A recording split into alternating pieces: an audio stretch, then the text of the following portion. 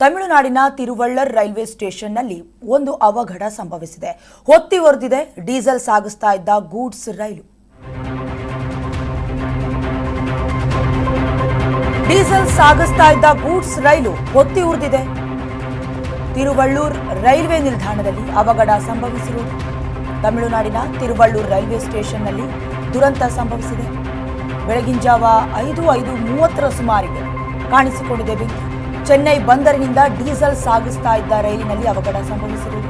ಬೆಂಕಿ ಹೊತ್ತಿ ಧಗಧಗಿಸಿದೆ ರೈಲಿನ 8 ವ್ಯಾಗನ್. ಮನಾಲಿಯಿಂದ ತಿರುಪತಿಗೆ ಹೊರಟಿದ್ದ ರೈಲು.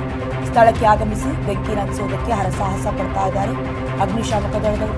ಅಗ್ನಿಶಾಮಕ ಸಿಬ್ಬಂದಿಯಿಂದ ಕಾರ್ಯಾಚರಣೆ ಮುಂದುವರಿತಾ ಇದೆ. ಸುಮಾರು 5:30ಕ್ಕೆ ಒಂದು ಕಡೆಯಿಂದ ಮತ್ತೊಂದು ಕಡೆಗೆ ಅಂದರೆ ತಿರುವಳ್ಳೂರ್ ರೈಲ್ವೆ ನಿಲ್ದಾಣದಲ್ಲಿ ಡೀಸೆಲ್ ಅನ್ನ ಸಾಗಿಸ್ತಾ ಇದ್ದ ಗೂಡ್ಸ್ ರೈಲಿನಲ್ಲಿ ಅವಘಡ ಸಂಭವಿಸಿದೆ. ಅದರಲ್ಲೂ ಕೂಡ ಡೀಸೆಲ್ ಅನ್ನ ಸಾಗಿಸ್ತಾ ಇತ್ತು ಅನ್ನುವಂಥ ಕಾರಣಕ್ಕೆ ಬೆಂಕಿ ಅವಘಡ ಹೊತ್ಕೊಂಡಿರೋದು. ಡೀಸೆಲ್ ಸಾಗಿಸ್ತಾ ಇದ್ದ ಗೂಡ್ಸ್ ರೈಲಿಗೆ 4 ವ್ಯಾಗನ್ನಲ್ಲಿ, ಅದರಲ್ಲೂ ಕೂಡ ಈಗ ಬಂದಿರುವ ಮಾಹಿತಿ 8 ವ್ಯಾಗನ್ನಲ್ಲಿ ಏಕಾಏಕಿ ಭಾರೀ ಪ್ರಮಾಣದ ಬೆಂಕಿ ಕಾಣಿಸಿಕೊಂಡ ಘಟನೆ ತಮಿಳುನಾಡಿನ ತಿರುವಲ್ಲೂರು ರೈಲು ನಿಲ್ದಾಣದ ಬಳಿ ನಡೆದಿದೆ. ಇಂದು ಮುಂಜಾನೆ 5:30 ಸುಮಾರಿಗೆ ಈ ಘಟನೆ ನಡೆದಿದೆ. ಬೆಂಕಿ ಅವಘಡದಿಂದ ರೈಲು ಹೊತ್ತಿ ಉರಿದಿದ್ದು ಆಕಾಶದಲ್ಲಿ ಕಪ್ಪು ದಟ್ಟ ಹೊಗೆ ಕಾಣಿಸಿಕೊಂಡಿದೆ. ನೀವು ಕೂಡ ದೃಶ್ಯಾವಳಿಗಳಲ್ಲಿ ಗಮನಿಸ್ತಾ ಇದ್ದೀರಾ. ಘಟನಾ ಸ್ಥಳಕ್ಕೆ ಅಗ್ನಿಶಾಮಕ ಹಾಗೂ ರಕ್ಷಣಾ ತಂಡಗಳು ಧಾವಿಸಿದ್ವು.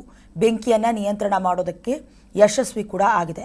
ಇನ್ನು ರೈಲಿನಲ್ಲಿ ಡೀಸೆಲ್ ಇದ್ದ ಕಾರಣ ಅಗ್ನಿಶಾಮಕ ಸಿಬ್ಬಂದಿ ಬೆಂಕಿಯನ್ನು ನಂದಿಸುವುದಕ್ಕೆ ಹರಸಾಹಸವನ್ನೇ ಪಟ್ಟಿದ್ದಾರೆ. ಇನ್ನು ಘಟನೆಯಲ್ಲಿ ಯಾವುದೇ ಪ್ರಾಣ ಹಾನಿ ಆಗಿಲ್ಲ ಅನ್ನೋದು ಕೂಡ ದೃಢವಾಗಿದೆ. ಮನಾಲಿಯಿಂದ ತಿರುಪತಿ ಪ್ರದೇಶಕ್ಕೆ ತೆರಳುತ್ತಾ ಇದ್ದ ವೇಳೆ ತಿರುವಲ್ಲೂರು ರೈಲ್ವೆ ನಿಲ್ದಾಣದ ಬಳಿ ರೈಲಿನಲ್ಲಿ ಬೆಂಕಿ ಕಾಣಿಸಿಕೊಂಡಿದೆ.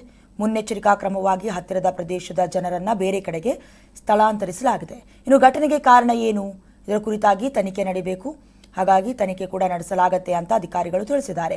ಘಟನೆಯಿಂದ ಚೆನ್ನೈಗೆ ತೆರಳುವ ಹಾಗೂ ಅಲ್ಲಿಂದ ಹೊರಡಬೇಕಾಗಿದ್ದ ರೈಲು ಸೇವೆಗಳಲ್ಲಿ ಕೆಲವೊಂದಷ್ಟು ವ್ಯತ್ಯಯಗಳು, ಬದಲಾವಣೆಗಳು ಕೂಡ ಉಂಟಾಗಿದೆ ಅಂತ ವರದಿಗಳು ತಿಳಿಸ್ತಾ ಇದೆ. ಇನ್ನು ರೈಲ್ವೆ ಹಳಿ ತಪ್ಪಿ ಪಲ್ಟಿಯಾಗಿ ಡೀಸೆಲ್ ಸೋರಿಕೆಯಿಂದ ಅವಘಡ ಸಂಭವಿಸಿದೆ ಅನ್ನುವಂಥ ಶಂಕೆ ಕೂಡ ವ್ಯಕ್ತವಾಗ್ತಾ ಇದೆ. ಅಂದರೆ ಮನಾಲಿ ಕಡೆಗೆ ತೆರಳುತ್ತಾ ಇದ್ದಂಥ ರೈಲು ಹಳಿ ತಪ್ಪಿ ಬಿದ್ದೋಗಿದೆ. ಪರಿಣಾಮವಾಗಿ ಡೀಸೆಲ್ ಸೋರಿಕೆಯಾಗಿ ಬೆಂಕಿ ಕಾಣಿಸಿಕೊಂಡಿದೆ. ಈಗಾಗಲೇ ಅಗ್ನಿಶಾಮಕ ದಳದವರು ಕೂಡ ಸ್ಥಳಕ್ಕೆ ಧಾವಿಸಿ ಕೆಲವೊಂದಷ್ಟು ಬೆಂಕಿಯನ್ನು ನಂದಿಸುವಂಥ ಕಾರ್ಯದಲ್ಲಿ ತೊಡಕೊಂಡಿದ್ದಾರೆ. ನೀವು ಕೂಡ ದೃಶ್ಯಾವಳಿಗಳಲ್ಲಿ ಗಮನಿಸ್ತಾ ಇದ್ದೀರಾ. ಹೇಳಬೇಕು ಅಂದರೆ ಈ ಹಿಂದೆ ಕೂಡ ಒಡಿಶಾದಲ್ಲೂ ಸಿಗ್ನಲಿಂಗ್ ಹಾಗೆ ಟ್ರಾಫಿಕ್ ಕಂಟ್ರೋಲ್ನ ಹೊಣೆಯಾಗಿಸಿ ಕೆಲವೊಂದಷ್ಟು ಆರೋಪಗಳನ್ನು ಮಾಡಿದ್ರು. ಸುಮಾರು 296 ಜನ ಅವತ್ತಿನ ದಿನ ಪ್ರಾಣಹಾನಿಯಾಗಿತ್ತು. ಆದರೆ ಇವತ್ತು ಯಾವುದೇ ಪ್ರಾಣಹಾನಿ ಆಗಿಲ್ಲ. ಆದರೆ ಪದೇ ಪದೇ ರೈಲಿನಲ್ಲಿ ಈ ರೀತಿಯ ಅವಘಡ ಸಂಭವಿಸ್ತಾ ಇರೋದ್ರಿಂದ ಎಲ್ಲೋ ಒಂದು ಕಡೆ ಪ್ರಯಾಣಿಕರು ಕೂಡ ರೈಲಿನಲ್ಲಿ ಸಂಚಾರ ಮಾಡೋದಕ್ಕೆ ಹಿಂದೇಟು ಹಾಕುವಂತಹ ಸನ್ನಿವೇಶಗಳು ಕೂಡ ನಿರ್ಮಾಣ ಆಗಬಹುದು. ಸದ್ಯದ ಮಟ್ಟಿಗೆ ಯಾವುದೇ ಪ್ರಾಣಾಪಾಯ ಆಗಿಲ್ಲ.